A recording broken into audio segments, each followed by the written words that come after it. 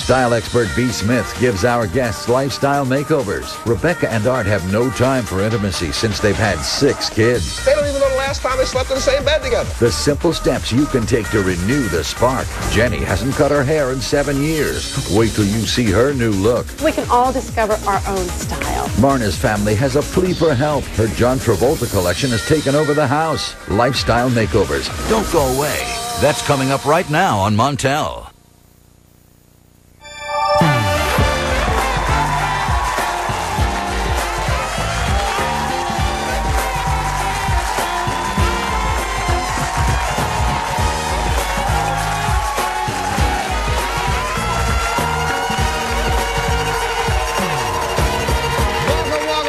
Thank you so much for joining us today. You know, if you have ever been scared to change some part of your life, today's show is a show that will give you the courage that you need. You don't want to miss it. And who better to help anybody from changing something about themselves, redefining their style, than the woman who defines style and grace herself? Take a look at this.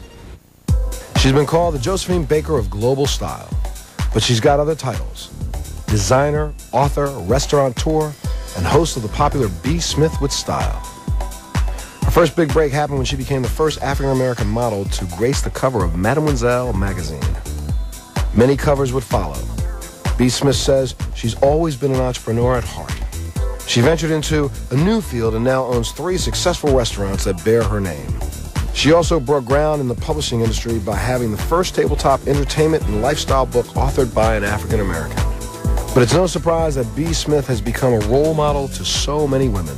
After all, she has made a career out of helping people live their best lives. But for B, the key to success is simple. Whatever you do, just do it with style.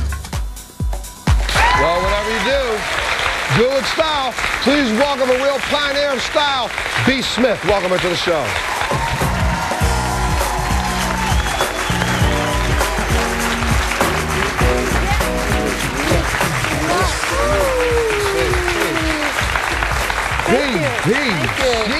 You know what? If I told people that you were on the cover of that magazine back in 1976, well, some of these people would say, "Oh, she's as old as my mother." No.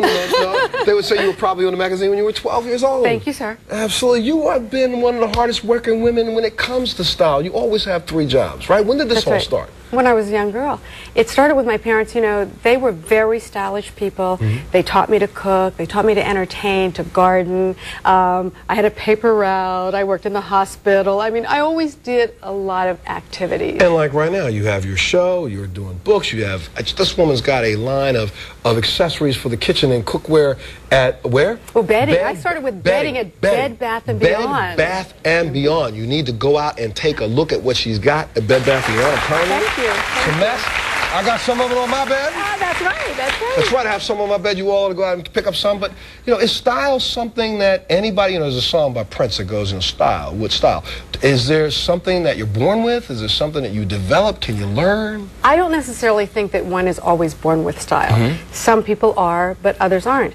But I do think that it is definitely something that you can develop. Anybody can develop style if they want to. Well, that's what today's about, just trying to help people figure out that you can make a change. Change is not necessarily bad. Now, I recently was a guest on your show. That's right. On B's show, in her restaurant right here in New York City that's called B. Smith. Take a look at this. It was B. Smith with Style is the name of the show. Every Saturday or Sunday morning, and you can go on my website and find out exactly in your location. Take a look at my visit to B. Little bit of red pepper in here. Oh, excellent. Just a little bit to taste. So I'll let you stir that.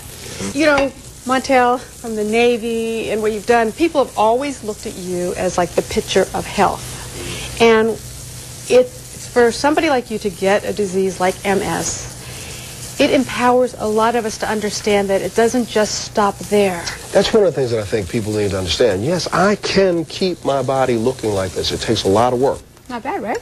Can we say bon appetit the right way? Hey, look at them all. You can't have nothing. That's right? But, you know, you said your mother taught you how to cook. Yes. Your mother taught you how to cook. Your dad taught you gardening and those kinds of things. But really, this whole idea of going out there and being an entrepreneur, there are not a lot of ladies like yourself that have started businesses like you. What got that entrepreneurial bug going? The first woman in my life who was an entrepreneur, her name was Sally Johnson, and she did my hair. But this was many years ago, and in Western Pennsylvania, the hairstylist came to your small town, set up shop in someone's home once a week, and she came to our house and she set up shop, and I would see all of these customers come in. She was paid by cash, she had her own car, she traveled, and she told fabulous stories about meeting people like Madam C.J. Walker and things like that, and I thought, oh, she's fashionable. When I grow up, I want to be like her. Just like her. Yes. And now you've kind of put her business to shame. I'm going to take a break. When we come back, we meet a woman who came here today because she is ready for some change. Well, let's talk to her. Big change. We ought to talk to her and see if we can convince her to go ahead and do so. We'll take a break. We'll be back right after this.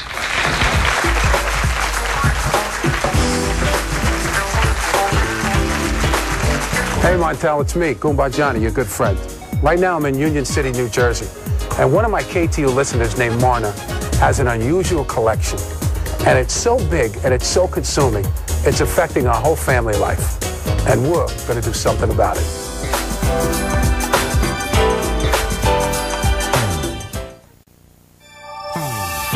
Would you like a second chance with a love that got away? If so, call us at 1-800-MONTEL-2. That's 1-800-MONTEL-2.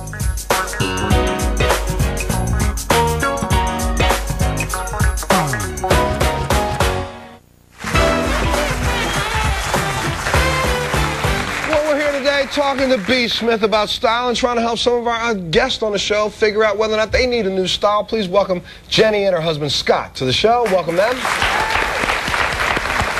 Thank you guys for being here. Jenny, talk to me. You wrote a letter to the show asking what? Why did you write to us?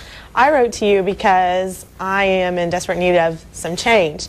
I haven't had my hair cut in about 8 years since my mom retired from hairstyling, and I've made a few appointments to get that done. We've even actually been to the salon, gotten out of the car, and then I turn around and get right back in. I'm like, let's go. Wait. Now let's talk about this, because there is an issue with your hair, in a sense. When you were younger, what happened?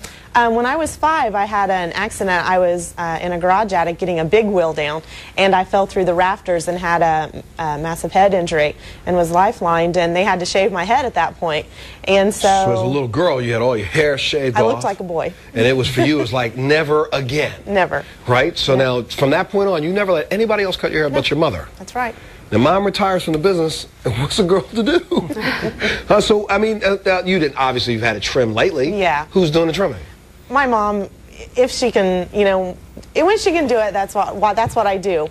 But other than that, nothing. Today is time. It's That's the right. time to make a change. B, why don't you tell us? You were just talking about your hair, right? Before I started wearing my hair like this, I desperately wanted to start and do something like this because I'm in makeup all the time, hair all the time, and I wanted something that was easy. But I was intimidated. And finally I said, you know, I'm going to do it for myself. My husband was a little, but now he's like, don't do anything to your hair. I love it the way it is. Keep it just like that. But it freed me. I felt like freer, and I think that that's going to happen with you. And the most important thing is that we seek a professional to help you with your hair. That's it. Quit messing around. You know, somebody very, very special sent you a special message. Take a look at this. Hi, Montel. I'm Karen, Jenny's mom. And as you know, I'm the only one that's ever done Jenny's hair. And I'm really flattered that it took you and your crew to do this for her. I'm sure it's going to turn out great, Jen. So go ahead and get it done, and I'll see you when you get home. See, that's mom's support. Please welcome a stylist from the Stephen Knowles Salon in New York City, Mr. Ken Crampford. Welcome him to the show. Ken, while we've been talking, you've been sitting there looking at Jenny. Now, at first, I thought she was going to leave fingernail marks down the hallway for us to cut her hair. But you've been sitting there looking at that hair. What do you think? What should we do? It's an 8-year-old cut that's been based on a 30-year-old cut. No.